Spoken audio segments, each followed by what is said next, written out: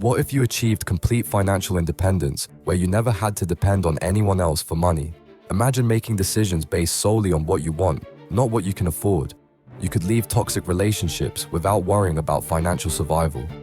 Speak up at work without fear of losing income you desperately need. Choose where to live based on happiness, not cost of living.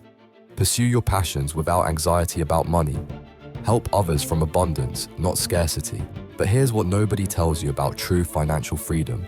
Some relationships would dissolve when people realize they can't use financial leverage over you anymore. You discover which friends actually enjoyed your company versus your financial assistance. Your confidence would transform completely when fear of poverty no longer drives your decisions. Financial freedom isn't just about money, it's about the complete transformation of how you move through the world when you're truly independent.